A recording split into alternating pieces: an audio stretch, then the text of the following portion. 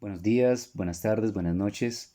En este tiempo devocional que el Señor nos regala, Él nos invita en su palabra a la segunda carta de Pedro, en el capítulo 1, desde el versículo 3 hasta el versículo 7. Dice así: Dios, por su poder, nos ha concedido todo lo que necesitamos para la vida y la devoción, al hacernos conocer aquel que nos llamó por su propia grandeza y sus obras maravillosas. Por medio de estas cosas nos ha dado sus promesas, que son muy grandes y de mucho valor, para que por ellas lleguen ustedes a tener parte en la naturaleza de Dios y escapen de la corrupción que los malos deseos han traído al mundo. Y por esto deben esforzarse en añadir a su fe la buena conducta, a la buena conducta el entendimiento, al entendimiento el dominio propio, al dominio propio la paciencia, a la paciencia la devoción, a la devoción el afecto fraternal y el afecto fraternal el amor. Amén.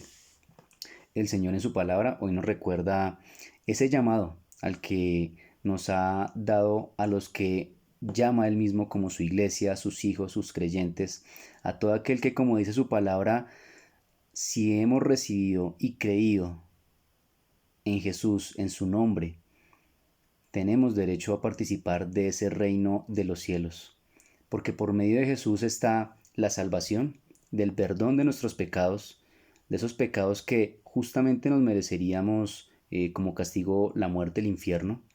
También demostrar en Él su poder, su divinidad, porque aunque murió crucificado, al tercer día resucitó entre los muertos, y esa es la fe que diferencia a la iglesia de Jesús en comparación a otros ídolos, a otras religiones.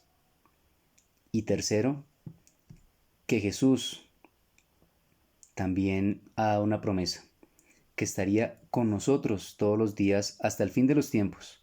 Pero ¿cómo es posible que haga eso si resucitó y ascendió a los cielos? Nos dio el Espíritu Santo, recordándonos que justamente está con nosotros. Él nos ayuda, el Espíritu de Dios, a entender su palabra y querer buscar todos los días ese tiempo con Dios cada vez más fortalecido, cada vez más estrecho. Y si Él nos invita a buscar una comunión cada vez más fortalecida, una semana no alcanzaría para eso. Y aprovechando que pasamos esa semana que popularmente conocemos como Semana Santa, también el tiempo de reflexión está en eso, en que Dios realmente, si es Dios para nuestras vidas, no se agrada con que llevemos una vida santa solo por una semana, sino por toda la vida. Una vida que le agrade, una vida en la que uno ya no vive para sí mismo, sino para Dios. Una vida en donde hemos de estar en continuo rechazo al pecado, aquello que desagrada a Dios.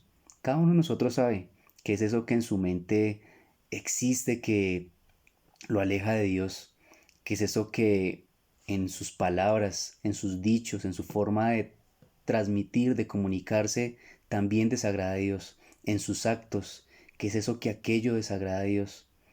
Y lo que, recordando, especialmente en esa Semana Santa, en las películas de Jesús, todo lo que Él tuvo que hacer por amor a su Padre y por amor a nosotros, para que no tuviéramos que pasar por lo que Él sí tuvo que pasar, que fue esa muerte, esa crucifixión, pues creo que debería nosotros producir reflexión, pero también cambio, y un cambio cada vez más serio, un cambio cada vez en donde le digamos no a nosotros mismos y sí a querer hacer la voluntad de Dios.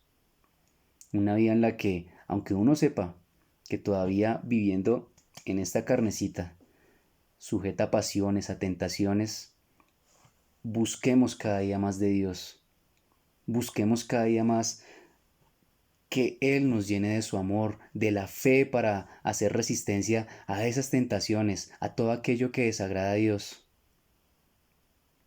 Una fe que entienda ese llamado a vivir una vida santa y un llamado a, si realmente queremos estar con Él, a estar cada vez más preparados, listos para estar en ese reino de los cielos. Cuando Él lo determine, no sabemos si estemos ya en los últimos tiempos. Pareciera que con todo lo que hemos vivido con esta pandemia en la que mi padre fue una víctima de este virus, pero murió con esa fe de que Él sería resucitado, y mi familia y sus hermanos en la fe también aguardamos esa esperanza, estemos vivos o no, de que veremos al Señor cumplir esa promesa de que volverá por segunda vez y también de que veremos resucitar de entre los muertos aquellos que han creído en Jesús, entre ellos nuestros familiares. Si tenemos y aguardamos esa esperanza, entonces realmente tenemos que vivir una vida que agrade en todo momento a Dios, una vida apartada, dispuesta a su propósito, una vida en la que, como aquellos personajes del Antiguo Testamento decían, heme aquí, envíame a mí. Señor, ¿qué quieres que haga todos los días? Señor, estoy dispuesto a hacer tu voluntad. Una vida que sea usada para Dios.